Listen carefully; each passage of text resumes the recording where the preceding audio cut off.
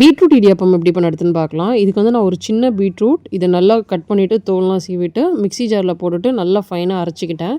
இதில் வந்து திப்பி திப்பியாக இருக்கும். ஸோ நம்ம மாவோட அப்படியே மிக்ஸ் பண்ணோம்னா நம்மளுக்கு இடியாப்பம் புளியறப்போ கஷ்டமாக இருக்கும். அதனால் ஒரு ஸ்ட்ரெயினரை வச்சு நல்லா ஸ்ட்ரெயின் பண்ணிவிட்டு இந்த தண்ணியை வந்து சூடு பண்ணிடலாம். இது நல்லா ஹீட் ஆகிறதுக்குள்ளே மாவில் வந்து நான் கொஞ்சம் உப்பு போட்டு கலக்கி வச்சுட்டேன். இனிமேட்டு இந்த சூடான பீட்ரூட் தண்ணியை கொஞ்சம் கொஞ்சமாக ஊற்றி மிக்ஸ் பண்ணணும்.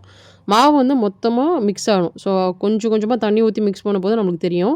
ஸோ இந்த மாதிரி கொஞ்சம் கொஞ்சமாக தண்ணி ஊற்றி மிக்ஸ் பண்ணோன்னா மாவெல்லாம் ஒன்றா கம்பைன் ஆகிடும். ஸோ இதை மூடி வச்சுட்டு கையில் வந்து ஒட்டக்கூடாது. இதை மூடி வச்சுட்டு அதுக்கப்புறமா நான் ஒரு இட்லி பிளேட்டில் வந்து நல்லா கீ தடவிக்கிட்டேன். அப்போ தான் இடியாப்பம் கீழேயும் குக் ஆகும். அதுக்கப்புறமா நம்ம இந்த முறுக்கு ப்ரெஷரை வச்சுட்டு இடியாப்பம் வந்து எல்லா பிளேட்லேயும் வந்து ப்ரெஸ் பண்ணிவிட்டு தண்ணி கொதிச்சோடனே இந்த இட்லி பாத்திரத்துக்குள்ளே வச்சு வேக போடணும். ஸோ கரெக்டாக ஒரு 7 to 8 மினிட்ஸ் நம்ம ஹை ஃப்ளேமில் வச்சா தான் ரொம்ப நேரம் குக் பண்ணோன்னா அந்த பீட்ரூட் கலர் பார்த்திங்கன்னா பேல் ஆகிடும். நான் நல்லா தண்ணி கொதிச்சோடனே உள்ளே வச்சுட்டு ஒரு 8 மினிட்ஸ் வச்சேன். ஒரு 8 to 7 மினிட்ஸ் வச்சா போதும். ஸோ அதுக்கப்புறம் இந்த கலர் இருக்கும். கொஞ்சம் லேட் ஆகிடுச்சுன்னா கலர் வந்து ஒரு மாதிரி பேலாகிடும். இதில் தேங்காய் பால் ஊற்றி சாப்பிட்லாம், இல்லாட்டா குருமா ஊற்றி சாப்பிட்லாம். Beetroot idiyappam ready. அவ்வளோதான்.